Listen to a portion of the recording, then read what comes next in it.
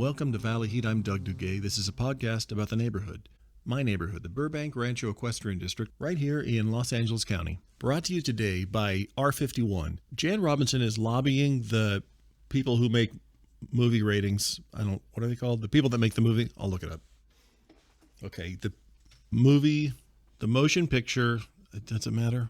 She's lobbying the people who make movie ratings because she wants a new rating. It's called R51. It's R-rated for people that are 51 and up. It's like R-rated, but it's just a little bit less R.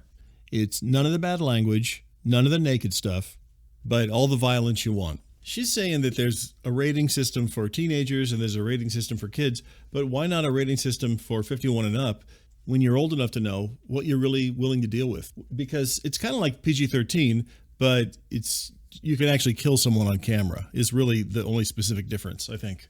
There's almost no restriction on violence. Well, no, because in PG-13 you can use some strong language, but not in R51. Okay, she's got all these written down here. You could strangle someone on camera. There, any kind of bullet wound, bombs, poison, choking, drowning, suffocation, anxiety. Anxiety? How's anxiety violent? I guess if you're freaking out and I don't know. Okay, so in death by psychological distress. So I guess that's like anxiety. Overdose, hanging, any form of execution. Why are we listing every type of violence that's just say it's all allowed? Oh, wait. Okay, here. Jan says there's a couple ways you can't kill someone in an R51 movie. You can't duct tape someone's mouth or put a sock in someone's mouth because she says it's upsetting. And she can't breathe when she's watching it. And that's even if you're not trying to kill them. You just can't do that in an R51 for any reason. You can't break a bottle over someone's head or a vase or anything of any kind. You can't break something over someone's head. Okay. But you can kill them by almost any other means? Why? Sick of it. Okay, she just said, it says sick of it next to that. So I guess she's just sick of that. And I'm assuming she's polled people in her age range. It's not just her. This is what they're asking for. And then there's another big one here. You can't do it. You can't put a plastic bag over their head. And she says you can't do that because it wouldn't work. She says she sees people put plastic bags over people's heads in movies, but it would be really easy to, like a dry cleaner bag or something. But she says it really wouldn't work because you could just bite right through the bag. So really her complaint there is about the realism of it. But listen to this. Jan went to one of these big fancy meetings with the motion picture ratings people. And she had someone try to strangle her with a plastic bag and bit right through it just to prove that it doesn't work. This is in front of like 250 people in the auditorium at the Directors Guild. You talk about a standing ovation. Just a roar of, I guess, just relief really from this crowd. But that's the kind of passion that Jan has when she believes in something, and she believes in R51. If you want more details about it, go to r51.fun and check it out. Let's make a sweeter world with R51. I'll take the blood, but I don't need the other stuff no more. No more.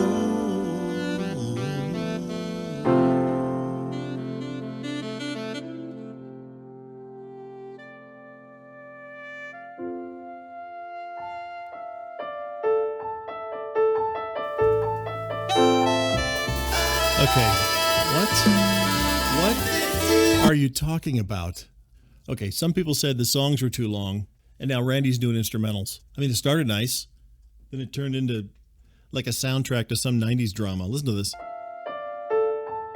Oh, look, Party of Five's on Hulu now. Okay, let's start this episode of Valley Heat.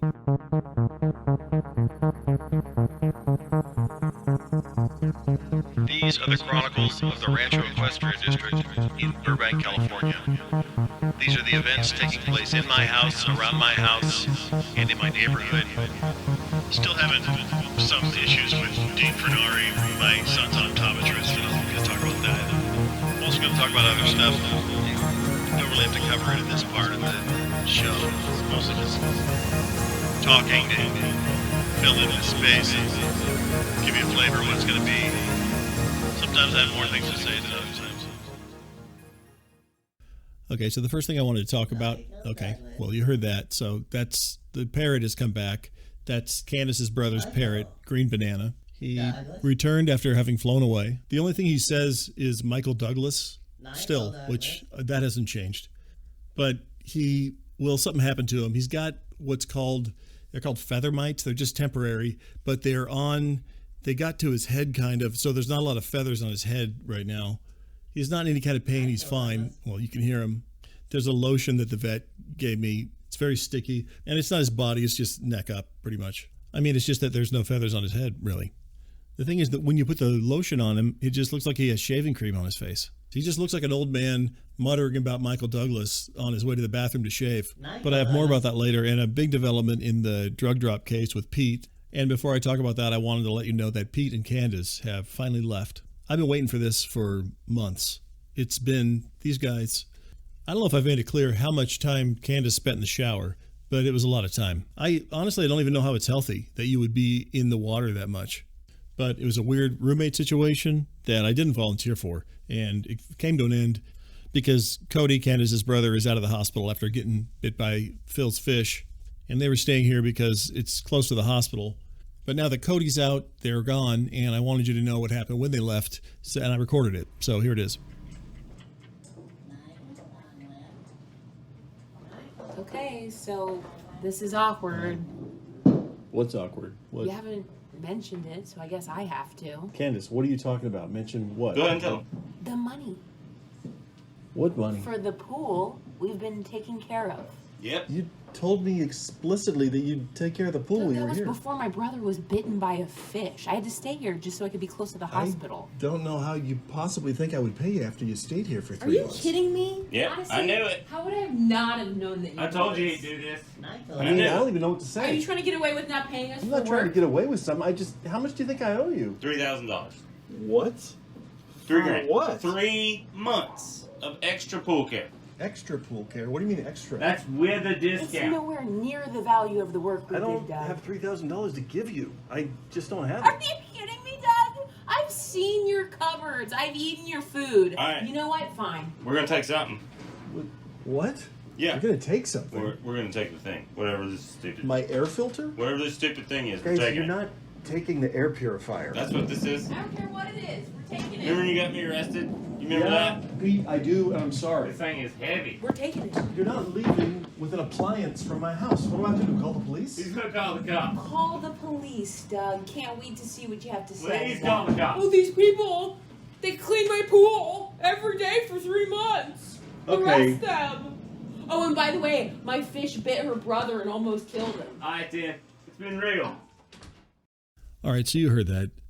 They took the air purifier. I mean, really, they actually stole it. It was this $3,500 air purifier. So really, they made money on it. Well, I guess it's used. So, I mean, honestly, it was a pretty accurate theft, if you think about it. I didn't buy it. Faye bought it. And when she gets back here, she's going to ask, where's the thing? So I have to buy a new one or get that one back. And they called my bluff on the cops. I wasn't going to call the cops. I mean, I didn't realize I wasn't going to call them until they said, oh, go ahead and call them. And then I thought, oh, yeah, I guess that's what are the cops going to do? And, calling me on that bluff was not the greatest feeling. It really brought up some old memories for me. You ever have that when someone calls your bluff, you didn't even realize you weren't going to do it? Like when I was a kid, I pulled a switchblade on someone and he just grabbed it out of my hands and threw it in the woods. And I remember just watching it sail into the trees and thinking, yeah, that's exactly what should be happening. You're going to cut someone with a switchblade? West Side Story style? What are you in the Jets? The most cinematic thing I could have done. You pull a switchblade on someone in real life, you better be ready to start dancing and singing. You better do a cartwheel and start wiggling your hips. The problem is I grew up with all these kids. They all had weapons, all kinds of weapons. And I always wondered, are their parents buying them all this stuff? Because I had to save $30 and find a weird guy that would sell it to me. I mean, a kid can't buy a switchblade at the store. Maybe now he can, but back then you had to buy it from your friend's older brother who's repainting a Mustang in his underwear. And you had to stand there. Maybe he'd make you listen to him play bass before he finally opened up the drawer full of switchblades and throwing stars. Anything that required a performance before the weapon was produced, like nunchucks or like a butterfly knife. Remember butterfly knives where you had to do like a little puppet show with a knife before the blade came out? I had one friend, he had a mace, like a medieval weapon. He's got a club for a handle, a chain, and then a giant spiked ball that he swung around. I mean, where do you buy that? From an orc? Not the best group of friends I was hanging out with, but you don't get to choose the kids on your block. Really, they weren't my friends as much as they were kids who sometimes didn't beat me up. That was sort of what most of my friends were. Kids who were good at the aggressive games, like Missile Command and Defender. If you were good at either of those games, you'd probably punch me in the face once or twice. I guess the point is that brought up a lot for me, and Pete kind of reminds me of some of those guys, which I thought I was getting along with them and we were getting along, but apparently not. I did the same thing when I was a kid. I thought I'd be friends with someone, they'd sleep over, I'd wake up, my guitar would be in the toilet, or they'd steal a bunch of my jeans. One time this kid, Mike McCullough, he stole all my shoes. I woke up and he'd stolen every single pair of my shoes and my Atari 2600, which in 1981, that was like kidnapping your father or something. But like I said, I want to tell you more about some developments in the drug drop case, and I also had some stuff I want to talk over about Donovan, which I'll do right after this promotion. You know, if you've been to Rick Merrill's Tall and Long, then you know he's got the longest handlebars you could possibly buy anywhere. We're talking handlebars that are so tall, some of these, he's calling them standing bars. You got to stand on the motorcycle just to hold on to them, and even when you're standing on them, you got to reach over your head. So these are like 9.5 feet tall. But you want to be careful with these things. You don't want to get handlebars that are too tall. Some of these guys get cooking so fast on the highway that their feet will lift right off the seat. I mean, you're sailing down the highway at 80 miles per hour and your feet lift off the seat. How are you going to steer? I mean, it's dangerous, but some of these guys, that's how they like to ride, like Superman. And they steer by shifting their weight in midair, but that's for the big guns. You don't want to do that right off the bat. So you want to get handlebars that are the right size. And here's what I'm really getting to.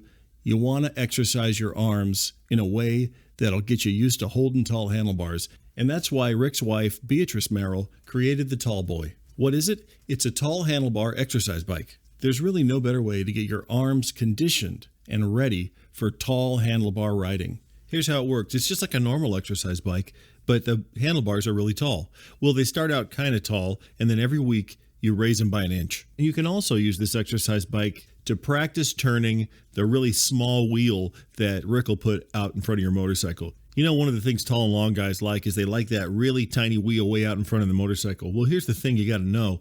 A regular sized motorcycle wheel, when you turn it, you turn gradually, but you get a tiny wheel way out in front of that bike and you turn those tall bars too fast, you'll go from the passing lane through a shop window real fast. I've seen some of these tall and long bikes fly through an outdoor cafe, just barely missing tables, right through that plate glass window in front. I mean, it happens all the time, and they've almost closed down Rick Merrill's Tall and Long shop a couple times. The city is kind of fed up because Rick will make that front wheel as small as you want it to be. Typically, in the extreme, people will go as small as 8 inches in front, but I've seen Rick put wheels at the end of a motorcycle that are as small as a skateboard wheel. I mean, you'll see one of these bikes driving down the road, and you think, does that thing even have a wheel out in front of it?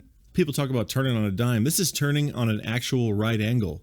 You're going straight to sideways immediately. And it takes practice to handle that kind of thing. So that's why Beatrice created this exercise bike. She's driven through a window or two herself, but she can handle it because she's a stunt rider. She and Rick are both stunt riders in the movies. They've done all kinds of movies. They were in Biker 59er, Big Bikes in a Small World, Bob and Betty, Big Blacktop Bikes. That's a tough name to say. They were in this movie series. It was meant to be a franchise, Bob and Betty. They were bikers, and it was back when Every Which Way But Loose, Smokey and the Bandit, Hooper, all that stuff, all that racing around on the road stuff was huge. But now they mod out bikes, and man, they do a great job. So you got to check it out. Rick Merrill's Tall and Log Shop. Ask about Beatrice's Tall Boy.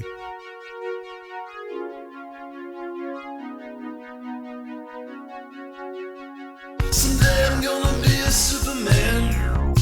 Superman and on a tall and long, hanging on like the big guns. Feet flying 9 feet in the air.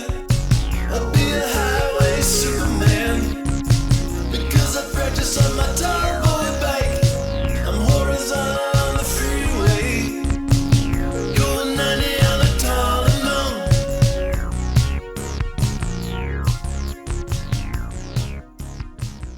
And that's Cephalopods Are People with Superman, which they wrote for Rick Merrill's Tall and Long. But if you want to hear all of that song and all their music, you can go to their house. But you can hear more of the music and more Valley Heat shows if you go to the Valley Heat Patreon. Or the best thing, don't go to the Patreon because that's free. All right, so like I said, there's a big breakthrough in the Pete drug drop case, and I'm going to tell you all about that. But before I get to that, I wanted to ask you a question, and it has to do with Donovan, my wife's yoga instructor.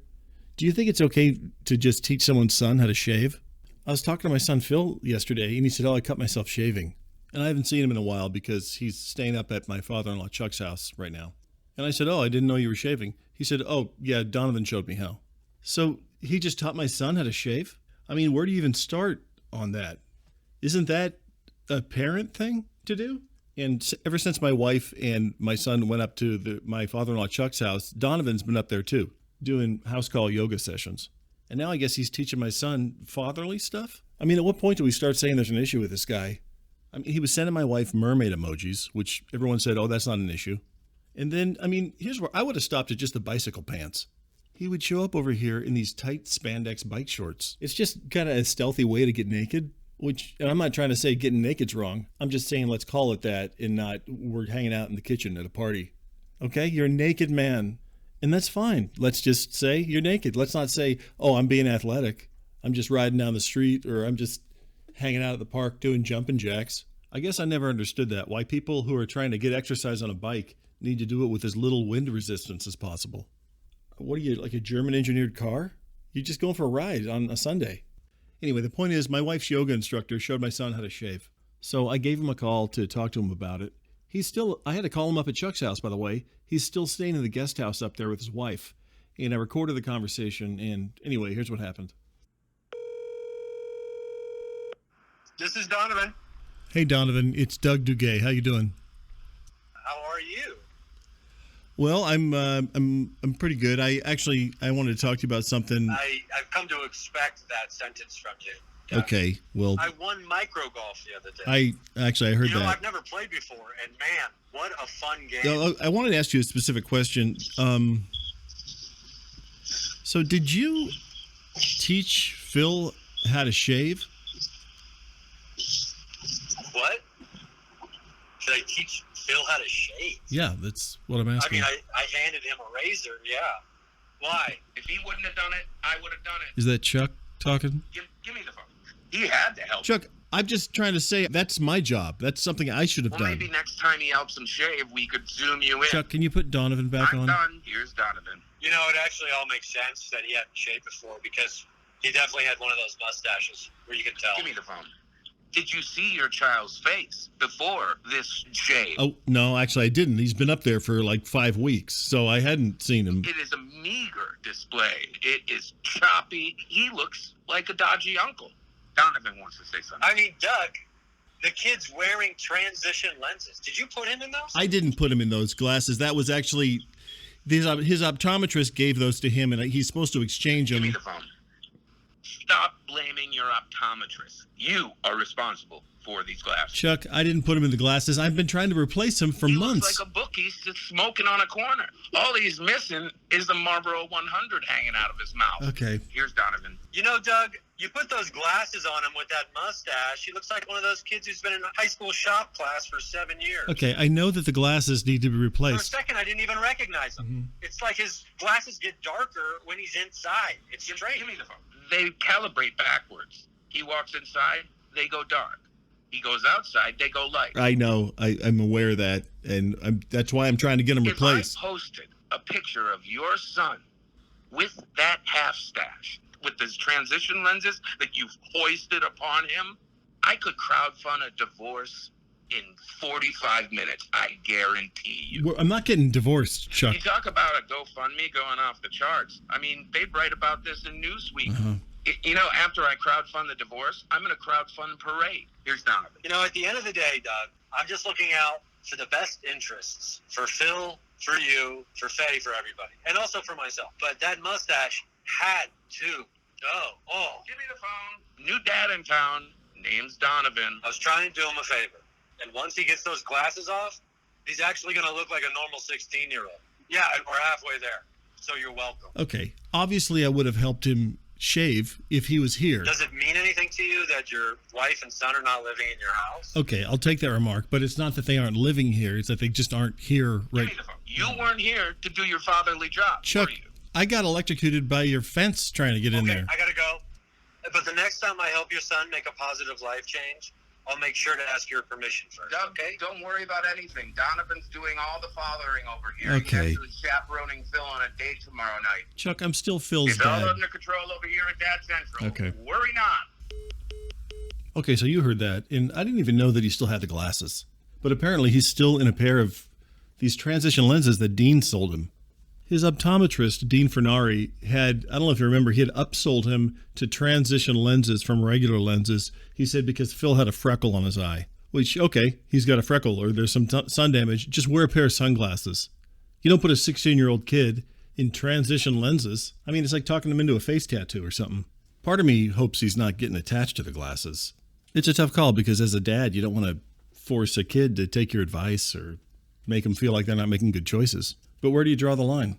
Like when I was a kid, I bought these glittery cowboy boots, and my dad goes, "Hey, can I see those?" And then he just ran them through a table saw. We also had a thing in our house where we would make hot fudge sundaes on the weekend, and he would never let me put more than one cherry on the sundae. We had this giant jar full of maraschino cherries in the fridge. He said they wouldn't put more than one cherry on your sundae at the ice cream shop. And I said, "Yeah, we're not at the ice cream shop. We're at home having fun." And he goes, "Oh, well, I guess there's no rules." And he just drank the whole jar of maraschino cherries. And it took him like 2.5, 3 minutes to finish it. So my family's just watching him do it in silence. I don't think we even made hot fudge sundaes again after that day. And I guess my point is I don't want to be like that, but I also want to help him make good choices. So really, I just wanted to know what happened. So I gave him a call and I recorded that conversation, and I'll play it for you right after this promotion. I don't know if you're familiar with high-speed roller skating, but it's getting really big, and Paradise on Wheels, owned by Jim Yerbo on Magnolia, is the only place to get high-speed roller skates in Burbank. And they might not be cheap, but man, these things are fast. They'll move on any kind of terrain, rock, dirt, mountain. I've seen guys get booking fast enough that they can skim right across a river or a small lake. And listen to this, these skates have little knobby tires on them, like four-wheelers. It's almost like you got little four-wheelers on your feet. And I'm telling you, you can fly down a mountain. They call it whiz in the mountain. They go, "I'm going to go whiz that mountain." And they whiz it fast. I mean, just a blur with a cloud of dust flying behind them. And then something that's getting really big in Burbank, it's just called freeway roller skating. And it's just what it sounds like. It's roller skating on the freeway. It's completely illegal. But they're out there just going as fast as they can, weaving in between cars. And they're having fun out there, too. They're dancing, going under each other's legs. I saw a guy playing bass once at 65 miles per hour. This guy's doing a bass solo. What they do is they get in usually like a minivan. You'll be looking at the carpool lane, and the side door opens. It's like someone just kicked a wasp's nest. These guys pour out of the van so fast. And the skaters can maintain that speed for a while because they've got this move they do. You know how when you see swimmers, professional swimmers, they do that sort of dolphin move to keep their momentum going? Well, skaters have a similar thing that they do when they pour out of this minivan to keep their momentum going. It's almost like a shimmy. They jump out of the van, and pretty soon their whole body starts vibrating back and forth. The first time you see it, you don't even think it's real. You think there's no way a person could be vibrating that fast. It's similar to when they put a can of paint in one of those shakers to mix it up at Home Depot, and the thing's shaking so fast you can't even see the can. That's what these guys' bodies look like they're about to transport to another dimension. You know, you're driving down the 134, at first you don't even know what you're looking at. It's like, is that a man vibrating in the fast lane? And the Burbank police will be out there trying to catch these guys. They can't catch them because they got these off-road wheels on them. And if they need to make a quick escape, they can just jump off the freeway and shoot down a mountain, shoot down the mountain. Or, I mean, sometimes there's a mountain on the side of a freeway, those hillsides, they can just shoot right down that. But if you want to have a great time and move faster than you even knew a person could move, stop in and see Jim Yerbo at Paradise on Wheels on Magnolia.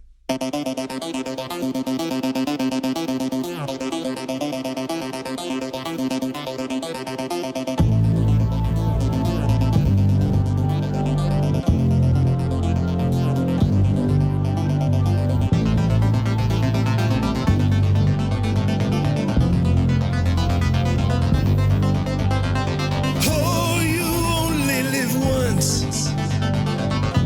You don't live twice. But oh, you can live so many times if you live by rolling the dice. So strap on those skates and tape up those heels. Now find every freeway and mountain you can and turn it into paradise on wheels. Paradise on wheels. Paradise on wheels. Paradise on wheels.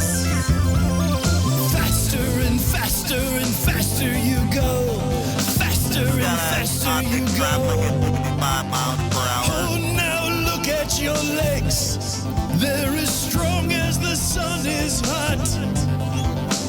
Vibrating faster than radio waves. You're a roller skate astronaut on wheels.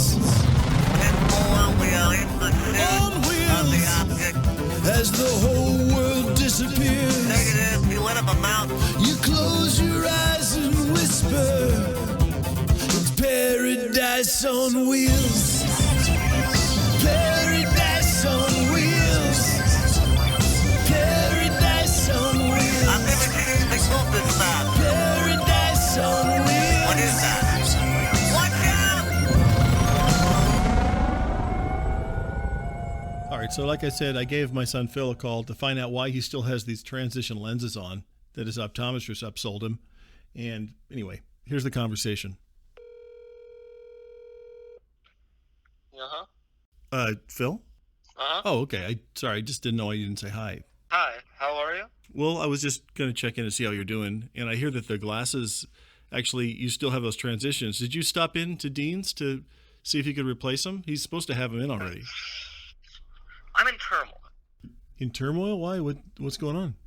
I went in to get these glasses. I'm sitting in the lobby waiting, right? Okay. And he's playing this terrible jazz. Oh, Dean's lobby music? Yeah, he plays that when he puts you on hold, too. Dean sees me Shazam it, and then he insists on sending me a playlist. Dean sent you a jazz I'm in the playlist? car with my friends, and it comes up on my daily favorites. Wait, so you're saying the glasses still haven't come And in? now I've got these glasses still, and everyone thinks I'm into weird jazz.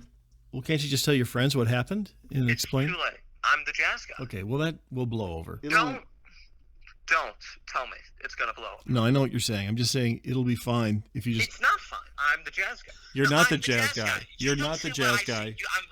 I can't talk about this anymore. I'll talk to you sorry. later. I'm gonna hang up. Love you. All right, so you heard that, and he's obviously devastated. I was trying to make him feel better, but everything he's saying is completely accurate. How many different ways can this guy put transition lenses on my son? It's like he walked in there to get rid of them, and he walked out covered in them. If there's an emotional version of transition lenses, it's Dean's off-brand jazz on your phone. 16-year-old kid, you're going to send him your weird music recommendation? After you got him halfway dressed up as a guy hiding in a tree at the park? I mean, can you give a kid a chance?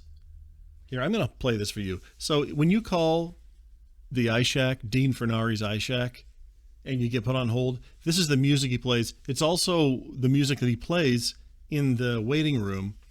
It's this Swedish avant-garde. Okay, here we go. The Eric Ashtigen Trio. Ashtigen. It's a Swedish avant-garde trombone guy. Listen to this. Can you imagine playing this in your waiting room? Someone's waiting for their glasses. It sounds like the credits rolling on a nightmare you just had. And then you think of Phil cruising around with his friends, and this comes up on his playlist.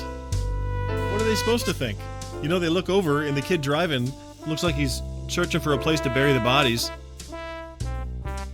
Okay, this is the end. You have to hear the end.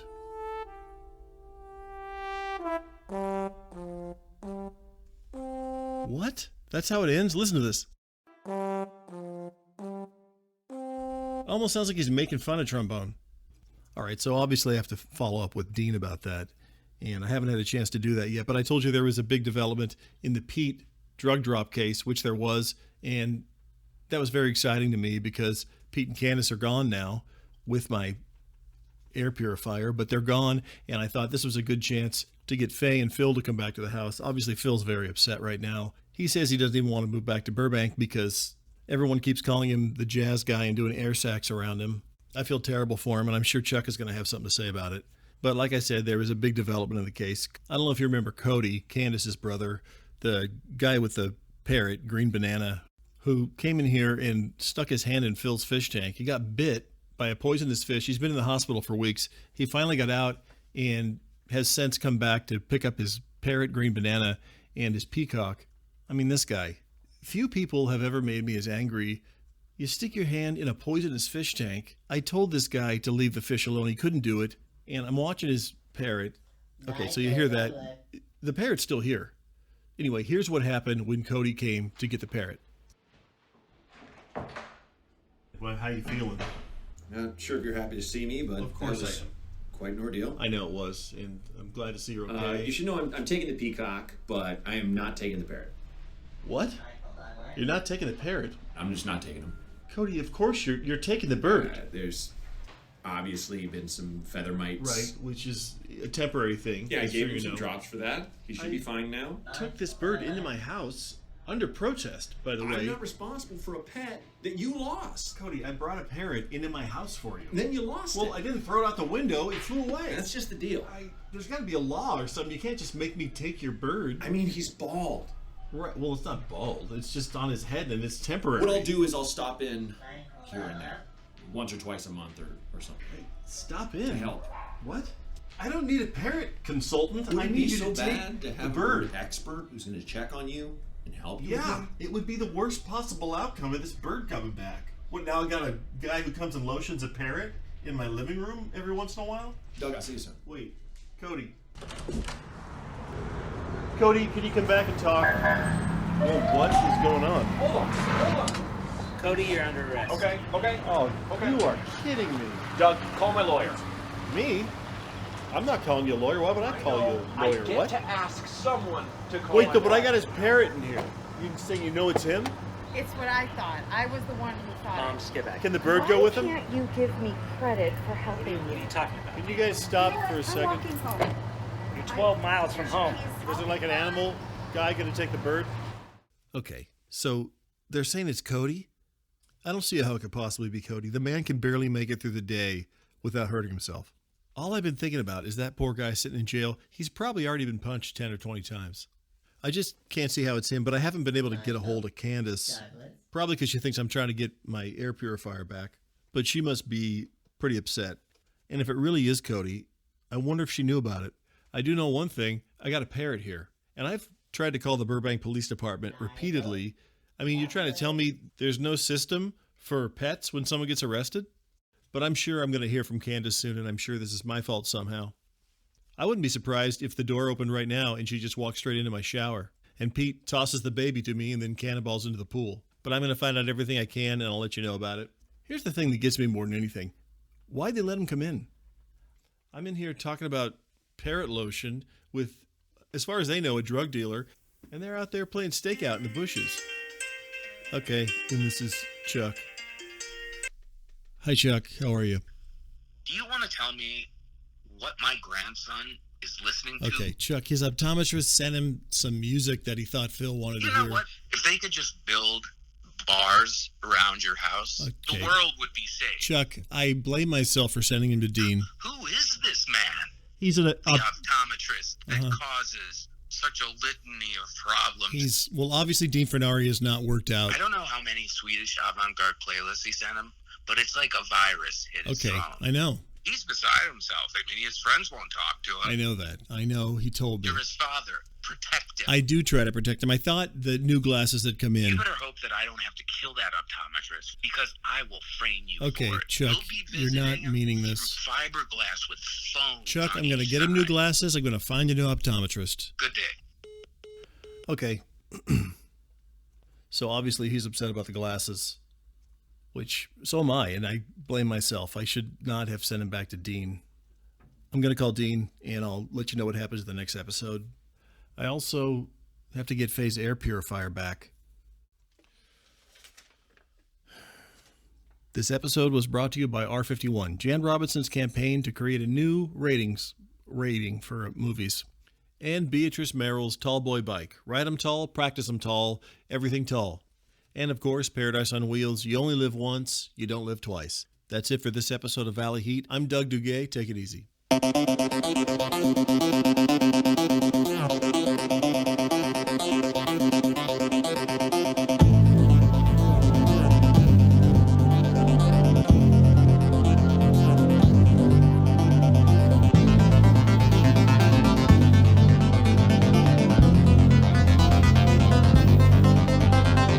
Oh, you only live once. You don't live twice. But oh, you can live so many times if you live by rolling the dice.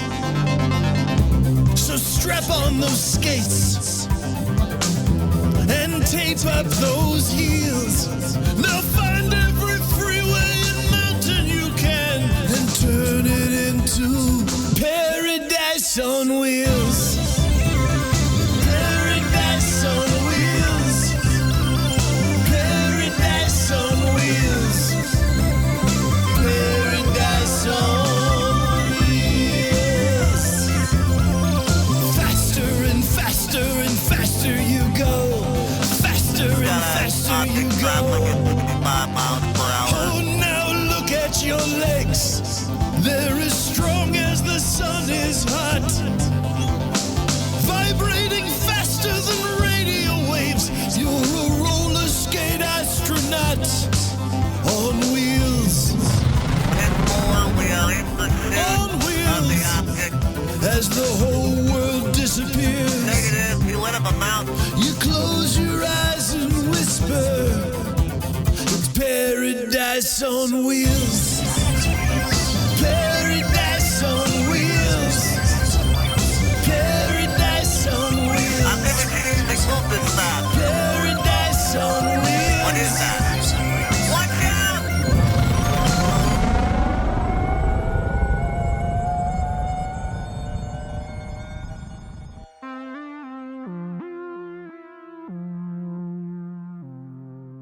Instead of